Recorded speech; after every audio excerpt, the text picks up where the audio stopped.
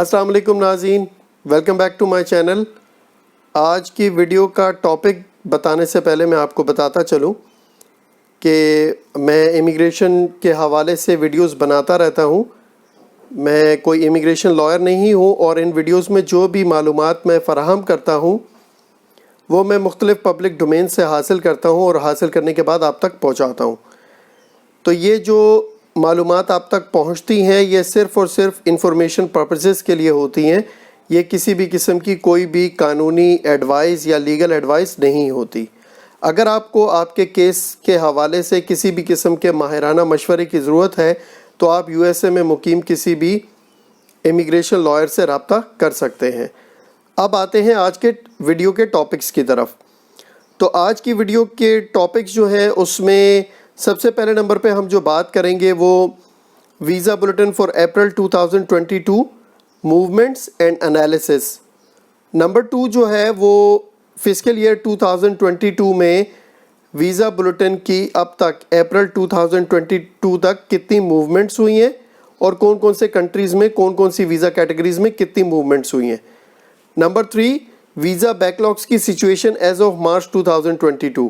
Number 4 CEAC के portal पे जो शो हो रहा है समरी इन्फॉर्मेशन उन लोगों को जो कि डॉक्यूमेंट्री क्वालिफाइड हैं और उनकी प्रायोरिटी डेट भी वीज़ा बुलेटिन के चार्ट ए में करंट है, लेकिन उसके बावजूद उनको एनुअल न्यूमेरिकल लिमिटेशंस की जो एक मैसेज आ रहा है, समरी इन्फॉर्मेशन आ रही है, उसके हवाले से हम बात करेंगे।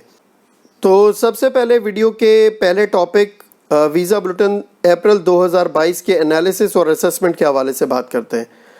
तो आपको स्क्रीन पे वीज़ा बुलेटिन नज़र आ रहा होगा। ये अप्रैल 2022 के वीज़ा बुलेटिन की मूवमेंट्स के हवाले से है। इसमें rest of the world, China और इंडिया, इसमें फाइनल एक्शन डेट और date of filing F1 visa category के लिए कोई मूवमेंट नहीं हुई। F2A वीज़ा कैटेगरी में सब दोनों के दोनों चार्ट्स जो हैं वो दोबारा से करंट हैं और फाइनल एक्शन डेट तो पहले ही करंट था, अब दोबारा से चार्ट बी को भी करंट कर दिया गया है। इसी तरह F2B के अंदर भी वीज़ा बुलेटिन में कोई मूवमेंट नहीं हुई और इसी तरह rest of the world, China, India, इनके F3 वीज़ा कैटेगरी में भी दोनों चार्ट्स में कोई मूवमेंट नहीं हुई और रेस्ट ऑफ द वर्ल्ड और चाइना के F4 वीज़ा कैटेगरी में चार्ट ए और चार्ट बी में कोई मूवमेंट नहीं है, जबकि इंडिया के F4 के चार्ट ए में कोई मूवमेंट नहीं हुई, लेकिन चार्ट बी में काफ़ी टाइम के बाद इस दफ़ा 52 डेज़ की मूवमेंट की गई है। इसी तरह मतलब इंडिया में जो है वो 52 डेज़ की मूवमेंट का मतलब है कि अब मज़ीद लोगों को वेलकम लेटर्स आएंगे।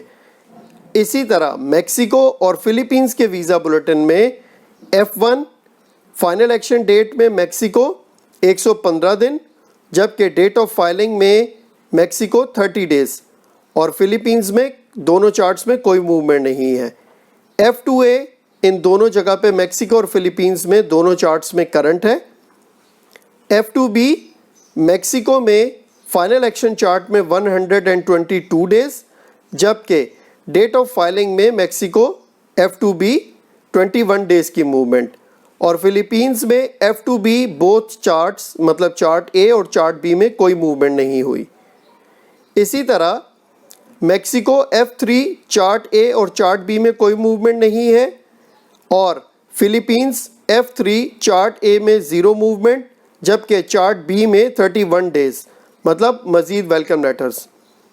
इसी तरह मैक्सिको F4 इसमें चार्ट ए में इंटरव्यू लेटर के लिए 254 डेज़ की मूवमेंट, जबकि चार्ट बी में 112 दिन की मूवमेंट और F4 Philippines chart A zero movement, chart B 81 days की मूवमेंट।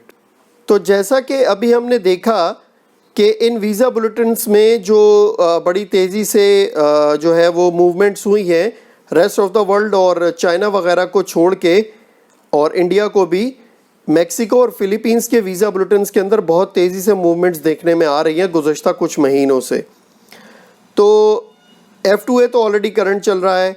इसी तरह अगर हम ये देखें कि अभी तक अक्टूबर 2021 से लेकर अप्रैल 2022 तक वीज़ा बुलेटिन्स में कितनी मूवमेंट्स हुई हैं, तो ये फिस्कल ईयर 2022 का जो वीज़ा बुलेटिन है अभी तक का जो फिजिकल ईयर चल रहा है, इसमें जितने वीज़ा बुलेटिन्स अभी तक आए हैं उनमें कितनी मूवमेंट हुई है कौन कौन सी वीज़ा कैटेगरी में।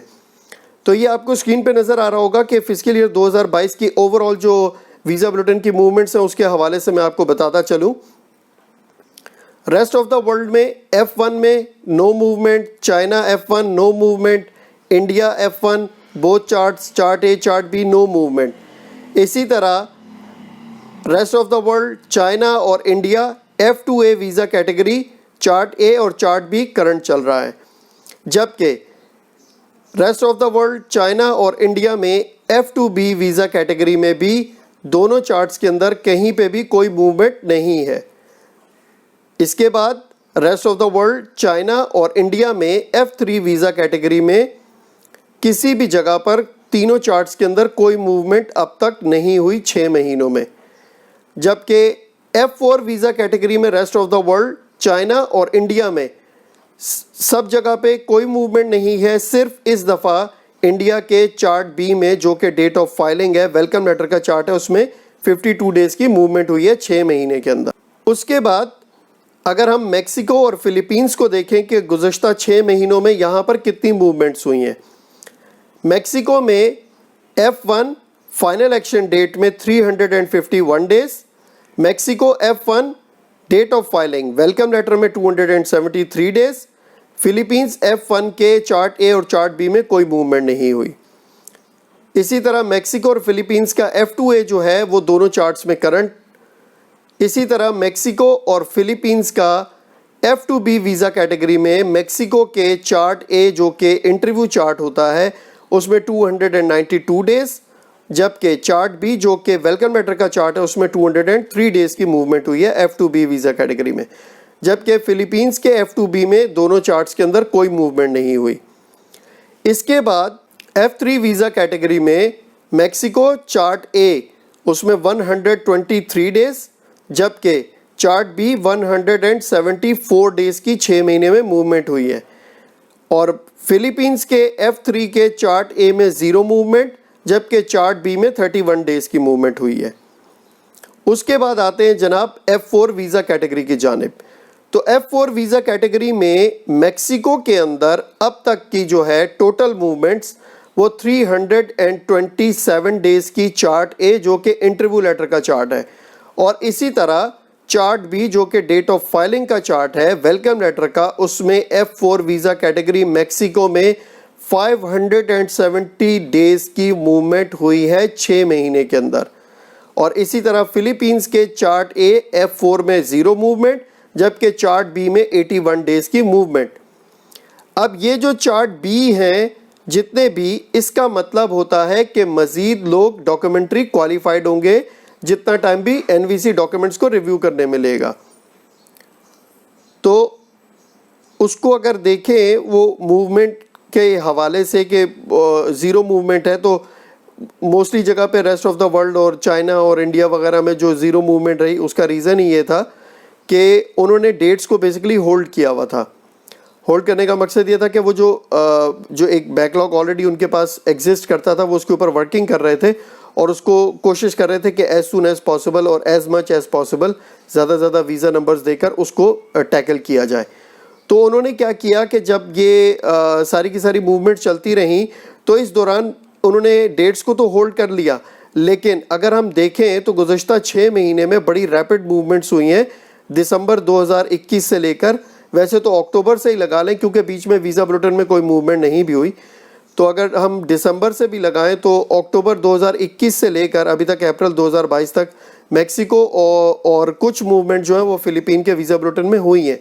अब हो क्या रहा है बेसिकली ये लोग, और इसके साथ के साथ अभी रिसेंटली इन्होंने इस वीज़ा बुलेटिन में इंडिया के चार्ट बी में भी मूवमेंट स्टार्ट की है 52 डेज़ की।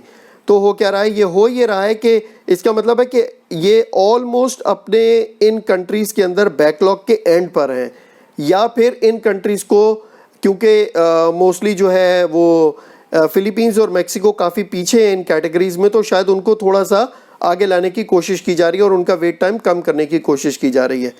तो उससे होगा क्या कि अभी जो इंडिया में जो आए हैं चार्ट बी में मूवमेंट हुई है, वेलकम लेटर्स आए हैं, 3 महीने के बाद मज़ीद बैकलॉग में इजाफे का बाइस बन सकता है। उसके बाद स्टेट डिपार्टमेंट जो है वो मेनली फोकस कर रहा है कि बैकलॉग को जल्द से जल्द ख़त्म किया जाए। तो अब कोशिश करेंगे ये लोग कि कम मूवमेंट्स करें। अब मूवमेंट्स स्टार्ट हो गई हैं, इंडिया में स्टार्ट हो गई है, तो इसका मतलब है कि वो बैकलॉग को किसी हद तक कम करने की कोशिश कर रहे हैं। अब आते हैं हम वीज़ा बैकलॉग की सिचुएशन के हवाले से कि इस वक्त as of March 2022 visa backlog की सिचुएशन है क्या स्टेट डिपार्टमेंट की। तो ये जो चार्ट है इसमें अगर आप देखें, मैंने अप्रैल 2021 से लेकर अभी मार्च 2022 तक की ऑलमोस्ट 12 महीने का ये चार्ट है।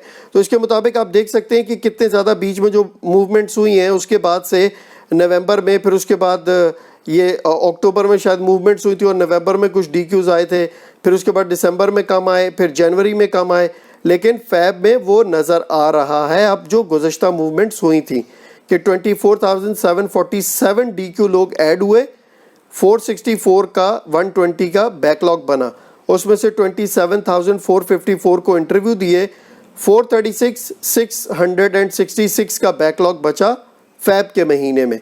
उसके बाद मार्च के महीने में दोबारा से 32,351 डॉक्यूमेंट्री क्वालिफाइड लोग ऐड हुए और बैकलॉग पहुंच गया 469,017 पे। उसके बाद इन्होंने 32,317 के इंटरव्यूज स्केड्यूल किए मार्च के महीने में, और उसके बाद बैकलॉग को कवर करने के लिए जब सबके इंटरव्यूज स्केड्यूल हो गए तो वो 36,700 पे बैकलॉग आके रुक गया, जैसा कि आपको स्क्रीन पे नज़र आ रहा होगा। हुआ क्या, फरवरी और मार्च के दरमियान में जो मार्च के इंटरव्यूज स्केड्यूल किए गए, वीज़ा बुलेटिन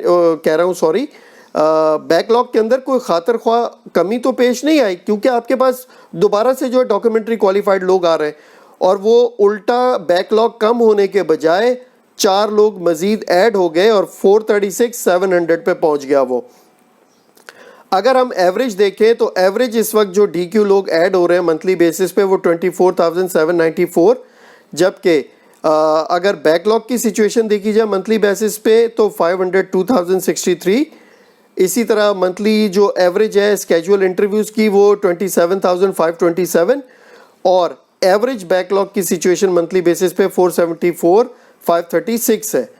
तो इस हिसाब से देखा जाए तो इस वक्त एस्टिमेटेड जो टाइम रिक्वायर्ड है as per this average monthly interview scheduling की स्पीड 15.86 मंथ्स चाहिए बैकलॉग को ख़त्म करने के लिए। अब आ जाते हैं, अगर जैसे वो बहुत सारे लोग कहते हैं कि जून तक या जुलाई तक या मई तक बैकलॉग को ख़त्म कर दिया जाएगा, तो आप ये बात जहन में रख लीजिए कि जून 2022 तक बैकलॉग को अगर ख़त्म करना है तो उन्हें मंथली बेसिस पे 145,566 लोगों को इंटरव्यू लेटर्स देने होंगे। और जब ये इंटरव्यू लेटर्स देने होंगे तो लाजमी सी बात है कि अगर 145 और 566 के इंटरव्यूज़ दे देते तो 2 महीने में तो एनुअल न्यूमेरिकल लिमिट ही ख़त्म हो जाएगी। तो ऐसा पॉसिबल नहीं है, ये बैकलॉग अभी नेक्स्ट फिस्कल ईयर में भी चलेगा। और अगर टोटल एवरेज मंथली प्रोग्रेस देखी जाए बैकलॉग के ऊपर वर्किंग की तो वो 5% है विद इन 12 मंथ्स। ये चीज़ें इंडिकेट कर रही हैं, ठीक है, कि वो लोग वर्किंग कर रहे हैं और इंडिया में भी बहुत स्पीड से काम आगे बढ़ना शुरू हुआ है और F4 के ऊपर बहुत तेज़ी से काम हो रहा है, जबकि IR कैटेगरीज पे भी बहुत तेज़ी से काम हो रहा है। लेकिन उसके बावजूद जैसे बहुत सारे लोगों ने कहा कि चार्ली ओपेनहाइम ने कहा था कि हम मई या जून के महीने तक बैकलॉग ख़त्म कर देंगे, ऐसा नहीं है, टेक्निकली पॉसिबल ही नहीं है ये।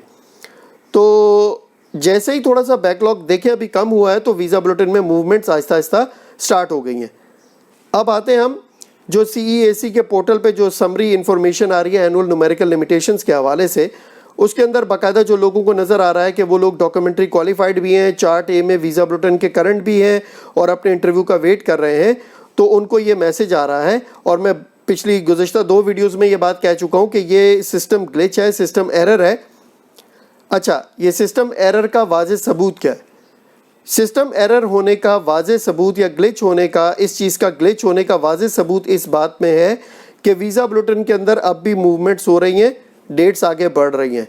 इसका मतलब है कि एनुअल न्यूमेरिकल लिमिटेशंस ख़त्म नहीं हुई, इसलिए वीज़ा बुलेटिन आगे मूव हो रहा है। तो ये जो बहुत सारे लोग डिस्कस कर रहे हैं या कह रहे हैं कि जी एनुअल न्यूमेरिकल लिमिटेशंस ख़त्म हो गई हैं, ऐसा नहीं है। मैं गुज़श्ता वीडियो में भी आपको बाकायदा सॉलिड रीजंस के साथ बता चुका हूँ। तो आज की वीडियो यहीं तक थी। नेक्स्ट वीडियो में आपसे किसी नई मालूमात और नई अपडेट के साथ मुलाकात होगी। See you next time with the latest US immigration updates. Have a good day. Peace out. अल्लाह हाफ़िज़।